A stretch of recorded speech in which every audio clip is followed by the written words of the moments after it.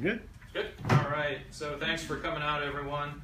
I've met pretty much all of you. My name's Bryant. I'm an attorney here in town.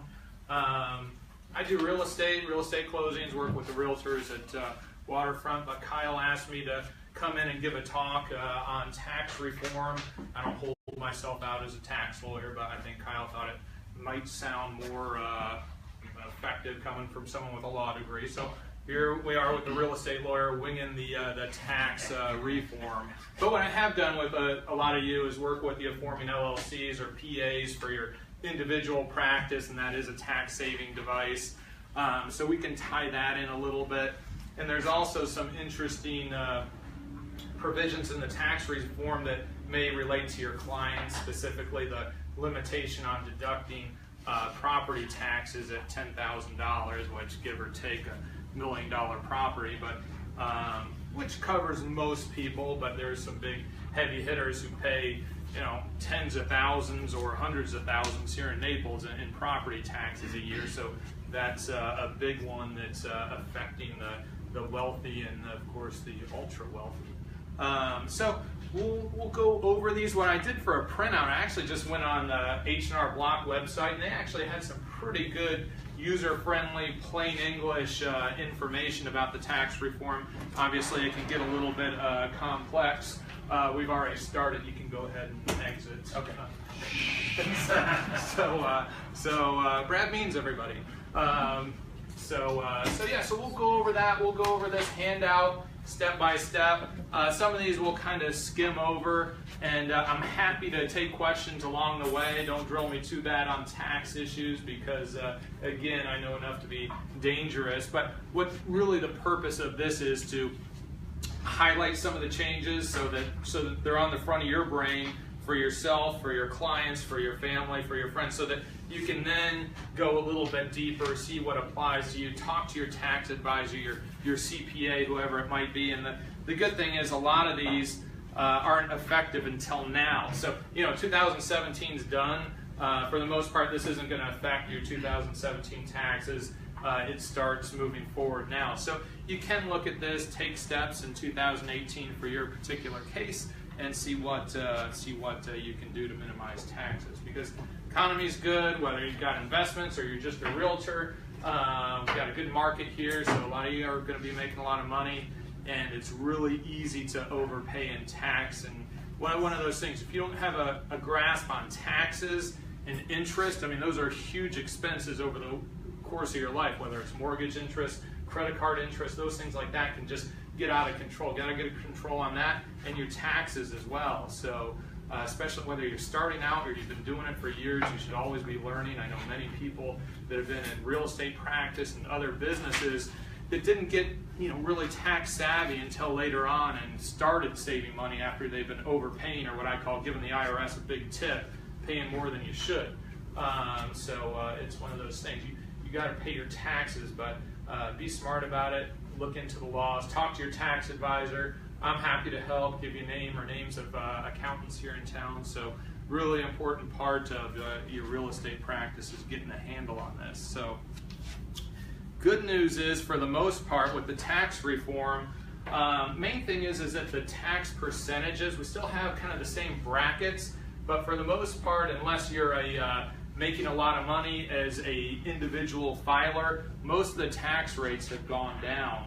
And you'll see on this particular handout on the first page, and then on the last page I attached a table going over the different tax brackets. And I was looking at this one. It didn't have the comparison of it, 2017 to 2018. It just has 2018 here. But if you Google almost anything tax reform, you'll come up with the comparisons, and you'll see there's some pretty decent savings in there. Sometimes it's only 1% or 2%, but sometimes it jumps as much as 8%, I believe. So there's some pretty good, just by doing nothing, you're getting a good tax break there by having a lower, staying in your bracket, but the percentages have gone down. So that's right off the bat something really pretty nice.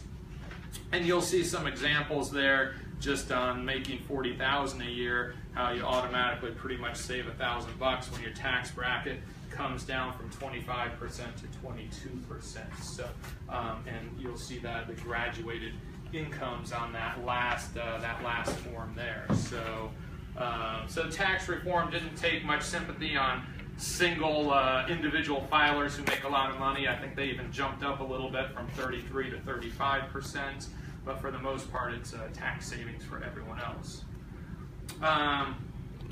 Something that was eliminated are personal and dependent exemptions, which were typically $4,000 per person. That's been eliminated, but with some of the other deductions, I don't think this is going to be a major issue. I think overall it's going to be better for most people, and you'll see that that's on the top of page 2. Personal and dependent exemptions are eliminated. 2017 enjoyed qualifying exemptions of $4,000 each, and that's been eliminated. However, as you see below, child tax credits for those of us with kiddos has increased from $1,000 to $2,000 per qualifying child. So that's more incentive for you younger guys to go have kids, or older guys. I don't know. So the more kids, the merrier under the child tax credits. So that's a good thing. And you'll see there it comes down. That does affect once you become a high earner, and that has changed a little bit too. In this particular case, it said also the child tax credit begins to phase out for taxpayers with modified adjusted gross incomes of over $200,000 or $400,000 for married individuals filing jointly. So in this particular case, you can see that that does phase out for the high earners. Just below that, you'll see new credit for non-child dependents. In this case, a new $500 non-refundable credit for dependents who do not qualify for the child tax credit. You can claim this for children who are too old for the tax credit, as well as for non-child dependents. So that's important too. That's something new for those that don't qualify for the child tax credit. Not as much, but it's still $500. Big one here, if we move down, standard deduction increases through 2025. So the standard deduction will increase. In 2018, the standard deduction will be $12,000 for a single individual, $18,000 head of household, and $24,000 married filed jointly. And I think it used to be about half of this. So the next page, I think it says only 30% of people used to do deductions instead of taking the standard deduction. I mean, that number is going to go way down. I mean, it's doubled the standard deduction. So many people do that. So this in and of itself is a pretty huge benefit for those that have always taken the standard deduction. That's $6,000 up to $12,000 now. So that's really pretty generous, especially if you're just starting out in real estate. You might not have that much expense and deductions as far as your business goes. So in this case, that's kind of a cool, huge thing, doubling the amount of deductions for most people who take that standard deduction. For those of you that don't know, you can take a standard deduction that the IRS basically says, here's how much you can deduct off your taxes, or you can itemize it and really list, every expense you have, whether it's your neighbor dues and things like that for your business, and what you pay to run it. Mr. Joyner? Sorry,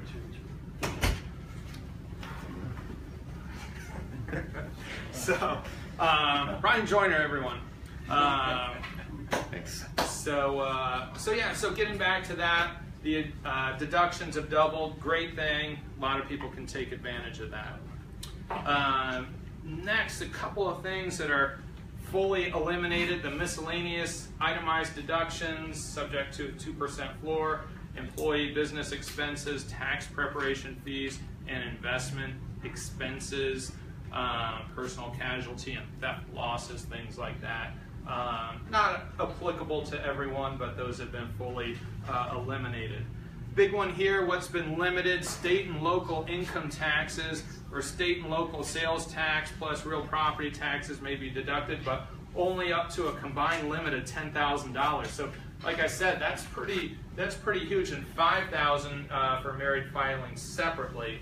So big thing. I had a client call. He's like, I pay $60,000 on a place in Marco. I pay another $20,000 a year in property taxes on a Naples lot, and I pay X amount up in Chicago. And he's wondering if he can prepay. This is in December. Prepay his taxes so that he can pay them all in 2017, so he's not just limited to that $10,000. And here in Florida, the answer is no. You can't pay early. You can only pay in November. We pay our taxes backwards in arrears for property taxes. So, you know, in that case, I do know some of the states did allow early payment, so people were paying their taxes like crazy. But there might be, I don't know, there might be some loopholes. I think some counties are creating like charitable organizations or something where you can pay your taxes early. I don't think Florida is part of that. But so here the deduction's limited to $10,000. So a big thing, again, really hitting the high earners. It's fine for most properties under $1,800,000 to and under really aren't going to be affected by that very much at all. And we don't have you know, really any state income tax here in Florida. But that may affect quite a few other states. Another big one, real estate related, home mortgage interest. In the past, you can pretty much deduct all your interest you pay on your primary home. In this particular case, and the important thing too, it is limited to mortgages of $750,000 or lower, and it's mortgages taken out after December 14th, 2017. So it doesn't apply to, really applies just to new mortgages, that $750,000 limit. So again, the interest on a mortgage of $750,000 or more taken out, whether it's purchasing a home or a refi after December 14th, in this case, there's a limited amount of write-off that you can take on that. Hey, so, yeah. Does that mean, so if the new home mortgage was $1 million, can you deduct the first $750,000 of it? I think so, and that's something that I was just going over in my head as well. It's just like, well, what if it's, you know, what about that first $750,000 and how you prorate the interest on that? Might be some complex math, but I'm going to run that past my tax advisor too. It's another thing too, it's an appropriate topic. I think it's coincidental, but today is kind of a tax day. If you did your extension to 2016 to October, and then of course because of Irma, they pushed the filing deadline to today, so it's, you know, it's kind of a 2016 tax day today. But that's a good question. If the mortgage is more, can you deduct it on the first $750,000? Interest on a new home mortgage is limited to interest paid on a maximum of $750,000 of a new mortgage taken out after. So it does, the way this reads, does kind of speak of that, the first $750,000. And I suppose, you know, I'm not a great math guy, but I guess you prorate up to $750,000 how much interest based on your interest rate you would have paid on $750,000, even if you have a mortgage of $1 million or more. And if you have that mortgage of $1 million or more before December 14th, you're fine too. You can still deduct. I believe that they are developing a new statement. The financial institutions are getting together to develop a statement that will do that? Yes. Yeah, okay, that's good. Good question, good answer. So that's it. Up to $1 million going forward. Okay. So also it says taxpayers with a mortgage taken out before December 15th can continue to claim up interest up to $1 million. Going forward, the $1 million limit continues to apply to a refinance mortgage incurred before December 15, 2017. Let's see, I don't know if we've gotten to it yet, but equity lines, I think, were pretty much eliminated too. On the next page? Go on that page. On the yeah, okay. There we go. No. Miscellaneous personal, okay, tax, investments, home mortgage. Yeah, interest on a home equity loan is no longer deductible, so that's a big one too. You know, sometimes people have these big second mortgages, even though they're not that in vogue now, but they were 10, 12 years ago, and a lot of people still have those, a couple $100,000 on their property. But we are seeing them more and more, starting to see first and second loans with people buying new houses. Haven't seen that for a while, but we are starting to see that again. So big thing right there. Equity lines, same thing. Home equity loans, second mortgage, really the same terminology. Modified charitable contributions, you can see that pretty self-explanatory. Gambling losses for you Vegas folks out there remain deductible, but only to the extent of gambling winnings. Definition of losses from wagering transactions is modified, so for those that gamble, there's a little bit of changes. And medical expenses remain deductible for 2017 and 18. Medical expenses are deductible to the extent they exceed 7.5 of the aggregate gross income. In 2019, the threshold will increase to 10%. So little change there. Yes,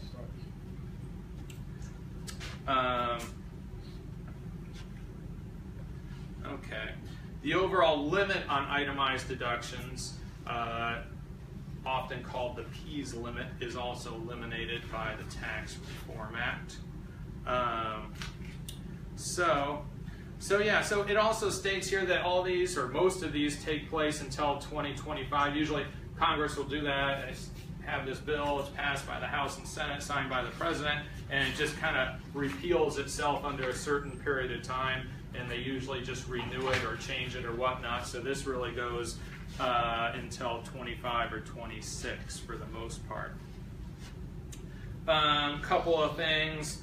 Those that are divorced, surprisingly, fully eliminated alimony deduction for payments made under the orders executed after December 31st, 2018. For new orders, the Tax Reform Act no longer allows payers to deduct any alimony payments and requires the recipient to report income for alimony received, which is a little bit strange, but that's something important as well.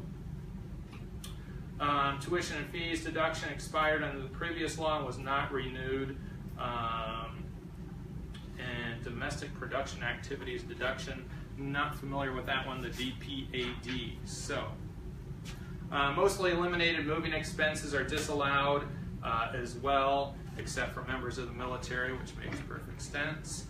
And it goes over a couple of things that really hasn't changed, remains the same, and you can see the list of those as well. Coming down, I'm going to skip down a little bit. I'm going to skip over the educational benefits, things of that nature, just because it's a little bit out of my area and probably just better for another time. Healthcare penalty eliminated those not having health insurance. The penalty for not having insurance is going to go away as well. Good one here at the very bottom. Self-employed taxpayers may claim a new deduction for qualified business income. So that's something that's going to apply to most of you as well. Self-employed taxpayers can deduct up to 20% of qualified business income from a sole proprietorship, partnership, or S corporation. There are a few limitations placed on the deductions, but many small businesses will be able to benefit. So that's really a good thing, especially with you in the real estate business, whether you're still operating as a sole proprietor, which isn't really the recommended way of doing it, just in your personal name. A lot of you know that I've been preaching about forming a PA or LLC, which will help you save taxes. But even if you are doing that, this new 20% is going to help you out in that regard. Or forming an LLC, which is a pass-through entity also, or an S corporation. You form a PA and you have an S corporation filing on it. Same with the LLC, or if you're in a partnership, which really doesn't apply to real estate, what you're doing. Even if you're on a team, so to speak, you're still separate realtors, separate earners. So this will really help you out. And it gives an example here. A self-employed taxpayer has taxable income of $60,000. You know, all the income is from business. The qualified business income deduction is $12,000. That 20%. So you know that gets lopped right off the top. So really pretty good new law, especially for small business owners, which includes realtors as well. So that's really kind of a cap of, I think, the most important parts that relate to us, whether you're like me, small business, as a law firm, title company, but particularly you as realtors as well. And like I said, what I meant to do is just really give you this quick overview to jog your thoughts, to get you thinking on how you can save taxes. Great to get together with your tax advisor now instead of December, because you can really do something about 2018, look at what you did in 2017, get some projections going, and whether it's paying estimated taxes like I know some of you do, to lessen your tax burden, to pay during the year, make those quarterly payments, something that's really important. So, and like I've always said with the PA or the LLC, if anyone wants to form those, we do those, we just form them for you for free. You just pay the filing taxes, and it's important to do that. Get a bank account, talk to your CPA or tax advisor on the best for you, PA, LLC. I've been doing both. LLCs are offering a little bit more tax flexibility, but you can still do the same with the PA, do that subchapter S filing, which is really good. So, yeah. Just a question. If I form a PA, that's it.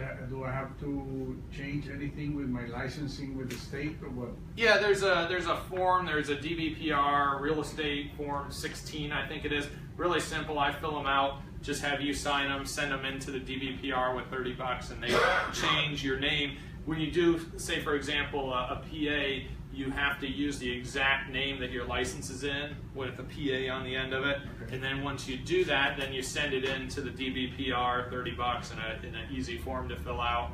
And then they'll send you a new license. In your business card should also read the same way, right? It should, if we're going to cross our T's and dot our I's, it should, but not necessarily, because a lot of people, have say their license has their middle name in it, Joe.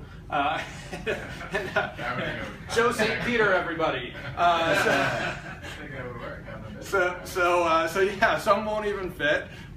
So yeah, a lot of people, should you put it on there? Yeah, maybe somewhere on there, maybe in the corner, and under your name, use under your picture. If you have your picture, use your normal name that you like to go by. Technically, it's a good idea and it should be on there. Is it the end of the world if it's not? No, I haven't heard of any realtors going to jail over that or even close. Just another question. When a foreigner sells the property, do we still have to do the withholding? Yeah, nothing's changed on that. I don't see anything that's changed in the Tax Reform Act as far as foreigners go. I haven't seen that, but it's really the same process. And the real big exemption to that is if it's the properties not more than $300,000. I did have to check that. We recently had a transaction right at $300,000. It's just like, well, is it 300 and under or 300 and over? So it's the property, if it's 300 and under, and the buyer is going to use it for personal use. There's a kind of a funky definition for that, but then there's no FIRPTA applicable. And otherwise, it's usually 10 or 15%, depending on the value of the property. We like, when we're doing that, we like setting up sellers with CPAs, because they're going to have to file a tax return usually on it anyway. So we like to do that almost right away. Sometimes we prepare the paperwork to send the 10 or 15% into the IRS. Sometimes the accountant does it, but either way, we like to make sure sellers are set up with tax advisors. Keeps you guys out of trouble. They're asking all complex questions on foreign tax, and I even punt on stuff like that a lot. I'll be like, here's a great accountant. He or she can answer all your questions on that. But again, we advise people, but I think it's always best to hook them up with professionals who really specialize in the particular area. Let's see. Any other questions, even general real estate questions? Joe? Can you just touch on the difference between the LLC and the PLLC? Yeah, really the LLC and the PLLC are pretty much the same, except a PLLC is, the P stands for professional, so if you have a professional license, usually it's a PLLC, sometimes referred to as a PL, but really the same thing. just like a PA is really an Inc., a corporation, regular corporation's Inc., a corporation by a realtor or doctor, lawyer, accountant is a professional association, so it's PA.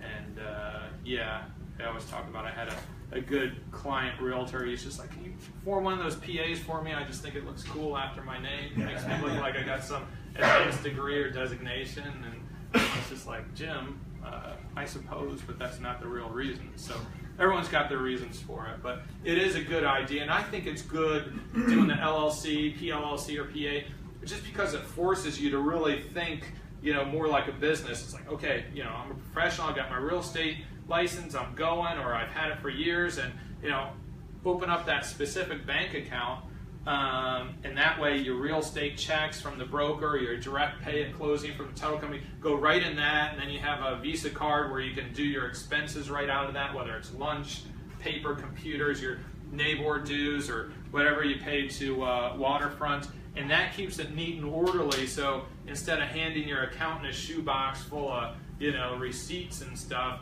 you have something a lot more orderly, and you're not going to miss out on deductions, because if you take a client out for a $40 meal and you just put it on your Visa card or pay cash, you're either going to forget about it, or you're just going to have kind of a mess at tax season of receipts, where your bank statements will act like your receipts and a nice outline every month of what came in and what you paid in your real estate business. Whether it's your car, your lease payments, things like that can be deductible. And the main thing is avoiding the self-employment tax that you pay out the wazoo if you're just operating in your own name. You can get rid of a lot of that if you operate under a PLLC or a PA, where you're just paying yourself a salary, and the rest of it is a draw from the LLC or the corporation. So, I know enough to be dangerous. I do know enough to know that you can save thousands of dollars just by doing that. It costs in filing fees, it's $70 for a PA, $125 for the LLC, and then $30 for changing the DBPR, and then it's $150 or so to renew it every year. So I don't know, I'd spend $100 to save $10,000 any day of the week, and that can happen a lot. So more you can still save. And I talk to accountants also and said, what's the threshold? When can you really start saving with an LLC or PA? And I've heard various things. I've heard $19,000, I've heard $30-something thousand, and then I've heard as high as $75,000. But again, that's not my expertise. I go by what they say. So depending on who you talk to, almost at any income level, it makes sense to do that. And like I said, I don't charge anything for it. I think it's something kind of cool to do. If I can do something like that in 20 minutes and save you 10 grand, I don't know, I think that's pretty cool. There's not that much in it for me, but delivering some kind of value to you guys, it actually helps you, build your practice, keep money in your pocket, and be a little bit more successful. I mean, 10 grand, I don't know, you can go whatever. You can go down and lease a new Mercedes for that. And then write off those payments and save even more. It gets kind of fun a little bit. I mean, who thought taxes could be fun, driving a Benz and saving money? So, so take me up on that if you'd like. I put some cards up here by the donuts. Usually I like to grab a little bit more of a lunch, but I was stretched on time today, so we got like donuts with Fruity Pebbles and stuff on them, which are kind of fun. But what else while I'm here? Anything real estate related? Any questions? Any contract problems, closing problems, or anything like that? I'm always available. You guys with my cell number know that it's easy to get a hold of me, but I'm here now if anyone's got some questions. No dumb questions. Come on, Joe. I have another one, but it's still on taxes. What about credit card interest? Towards the end of 2017, I started, my monthly interest on my credit card. So I was putting quite a bit of my real estate transactions on a credit card. Yeah. So my monthly interest payments started kind of rising. Yeah, I think so. It's the interest, yes, and of course the purchases as well. But I'll double check that as well. I'm going to be talking to my accountant today just to run a few things by him. But yeah, I'm almost positive it is, because it is a business related debt, and you're paying interest on it, just like a loan. You know, credit cards are kind of loans, so I'd be really surprised if that weren't deductible. They're not all business related. Well, see, there's where you're making yourself. There's where you here's an opportunity for improvement. Yeah. You know, you should have a separate credit card or a separate, and definitely a separate bank account. And I was going to say, you open a bank account, you use your debit card on it.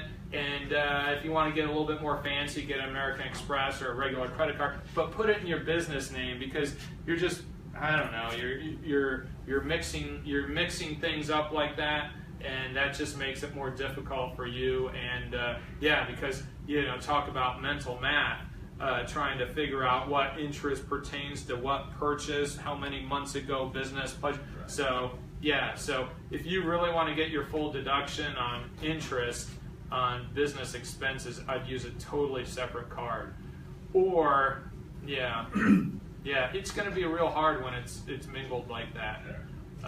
So yeah, It's a nightmare. yeah.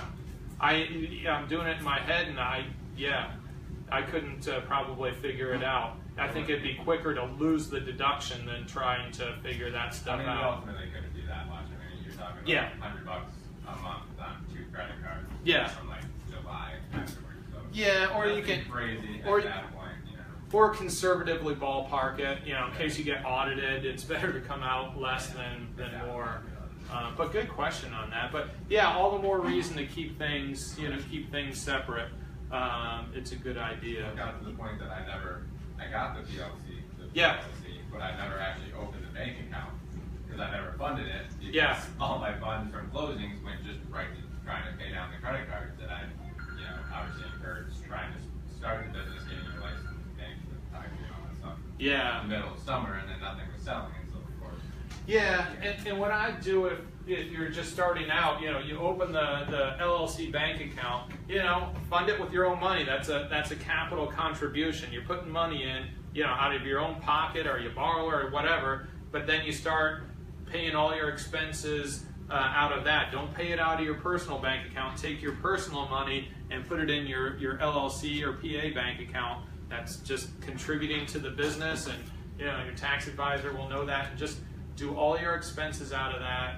Get a credit card if you can. Even if the credit card's not in your PA name, keep it separate and just only do business stuff with it, and keep your statements. Credit cards are pretty good with that. Their statements are pretty darn nice, especially if it's a business card. They itemize stuff pretty cool to make the accounting easy. So, but it's 2018 now. It's the very beginning, so it's a good time to get all this stuff straight, to start doing it differently. Did you do it absolutely perfect in the past? No, but best time to plant a tree is 20 years ago. The next best time is right now. So it's a great time to start in 2018. We're still early. We're still in January technically, right? Yep. So what else? Anyone else? Stump the lawyer? Real estate questions? Kyle had a good question. It said, "How can I avoid paying taxes altogether?" Don't make any money. So yeah, I don't know. And like I said in the article I wrote, it's like paying taxes. It's one of those good quality problems. Yeah, it's like, yeah, my Ferrari's got a dent in it. That's the kind of problem you want. You want to pay high taxes. You want a jet with too small of a bathroom. I mean, those are real problems, but they're good problems. So if you're paying taxes, Kyle, you're doing a good job. So just don't pay too much. Like I said at the beginning, get a grasp on it, how it works, how you can save, how you can be savvy legally. My tax professor in law school always said that. He said, as far as getting aggressive with the IRS, and your deductions or your income, things like that. I said pigs get fat, hogs get slaughtered. So don't push it too far, but be real smart about it, because you don't want to be the hog getting slaughtered by the IRS. They're not that friendly. So. Bend the bamboo stick, but don't break it. Yeah, exactly. There you go. There's more than one way to say that. So So how to avoid paying taxes whatsoever? Probably not a real good answer from me on that, but yeah, minimize them. That's the best we can do. Anyone else before we close up? I met with my CPA yesterday, get started on the taxes and that, and I brought up the fact that the LLC that you had set up, and asking, how that was going to help me, to save money. I don't know, I don't have to retouch base with him, but he was inclined to think that it wasn't going to show me any benefit until I'm making like $200,000 a year or something. So yes. That was, See, everyone's got an opinion on that. Like I said, some say 30,000, some say 60, some say 70, one says 200,000. I can't, I've even been to Naples just to hear accountants talk, and they have a spreadsheet, and I'll give it to you. I'll see if I can dig it out. Like this one accountant had a spreadsheet on, I think the person is making like 100,000, maybe 110, and just saving, I think it was 8 to 12,000 on taxes with that. So again, and the reason why I started doing PAs and LLCs for realtors is that they used to come to me and say, hey, my accountant told me I need to do this. So I started doing it. I started charging them, good money to do it. But then it just hit me that, hey, this is really easy. What if I just do this for free? So that's why I've been offering this. But I'll always defer to the accountants. Like I said at the beginning, I'm not a tax lawyer, but the accountants have told me that that this is the way to do it. But yeah, I'll give you this sheet and see if it makes sense to your accountant. And like I said, everyone's got a little bit different opinion on it. And it doesn't hurt too. It really doesn't hurt because let's say you get no tax benefit out of it unless you're at $200,000, which I don't think is always accurate because I haven't heard that before, but I respect his or her opinion on that. But even for $100 a year, $150 a year on it, that you have your own bank account, you have your own credit card for it, you can keep your QuickBooks a lot more organized. There's some liability protection issues too. If you hire, say, a search engine optimization company or website guy or gal, who everyone signs up with them and then they get in a fight and fire them because they don't think they're doing their job right. You do that in your LLC name. They can't come after your personal assets, so it does provide some limitation on liability too. Your business is in this capsule where they can't touch you, your car, your bank account, anything personally. They can only touch your LLC. However, if you're acting as a realtor and you goof up and you do something where you're sued for negligence or something like that, LLC is not going to protect you from that. Things that you do personally in your business aren't protected, but it does provide some liability also. So, yeah, I don't know. Again, talk to your advisor, see if it's right for you. I think it's generally good for pretty much anything. If not anything else, then to have that mindset that you're in a business and to have all your money coming in one account into one business and have all your money coming out. Keeps you organized, keeps you professional, helps you minimize taxes, if not save a bunch. And in your case, Devin, just make $200,000 and you'll be good. There's some incentive. Because I didn't really, Piece of money. Yeah. So it's basically too much. I want to know why is he saying that? Why? Yeah. Where did you come up with the $200,000? Why am I not able to see some benefits now? That's Yeah. too high.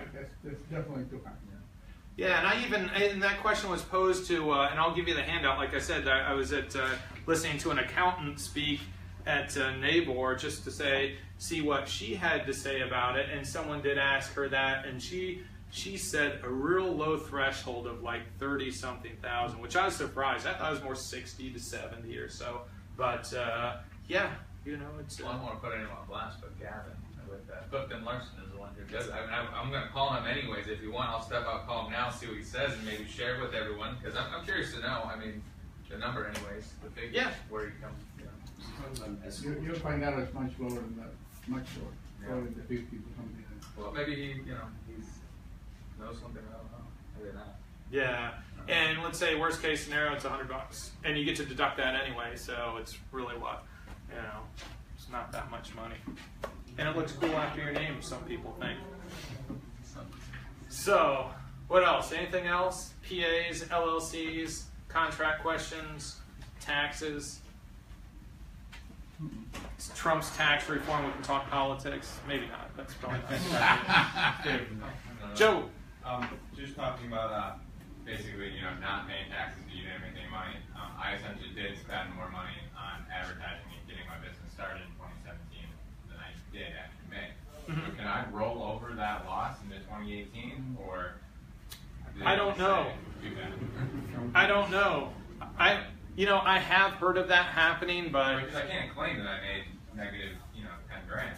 Yeah. Roll that 10 grand. I made 70, into next year's when and you I make say it. I only made 60 because I rolled over the 10,000 that I lost. in Yeah. 2017. I bet Yeah. you'll be able to carry it forward. Yeah, I think so too, but I'll tell you, I'm unqualified to opine on that. But it makes sense, and I've heard of it, but I've never actually, I have an accountant, I don't even file my own tax returns, so I defer to them. And if you had some other, I would think you could roll it over to next year, but great question. Should have brought an accountant with me. Taxes are. To the accountant. What's that? Talk to your accountant. Yeah, You know, yeah, it is, and that's really, like I Okay. said, what I want to do is, get you thinking about this stuff, because there are a lot of changes, and I'm bad at it too, getting with my accountant at the beginning of the year. I usually wait till November or December, or whenever he bugs me to sit down with him, but it's a great thing too. I'm going to be talking to him today, and then we're going to meet mid-year as well, see what the projections are, see what we can do, and those guys are, I've only hit the very tip of the iceberg here. There's some other complex things that you can do, whether it's renting your house out. You can rent out your house tax-free for 14 days in the year and not pay any taxes on it. You know who that law's made for is the guys with houses right on the Augusta golf course. They rent those things out for the week or two to big corporate clients, and they don't have to pay any income on that. So a lot of times you can have, or if you have employees, or if you want to have a client appreciation party at your house or whatnot, you can figure that out, what country clubs rent for in the area. And it's a little bit complex, but it's kind of a cool trick that you can do that's legal. If you want to have a client appreciation party, your LLC rents the house from you, and you can pay yourself from the LLC rent and not have to pay any tax on it. The LLC can deduct it, and you get income, and you don't have to pay tax on it. So, these are a little bit more complex things that as you get a little more advanced, once you start making that, those larger amounts, if you're not already, then you can get a little bit more complex with it. So yeah. Well, I'll end it now, unless we have any other questions. I think Devin's out talking to his accountant on it, and we'll get back on that one. In the meantime, just call me with any questions. Most of you have my cell phone number, 239-537-5191. It's on my cards up there. Most of you know that you can use and abuse me pretty much any time. Just shoot me a text, weekends, nights, whatever, and I'll get back to you soon. Thank you. Thanks, everybody. Thanks, Brad. Thanks, Brad. Thank you, Brad.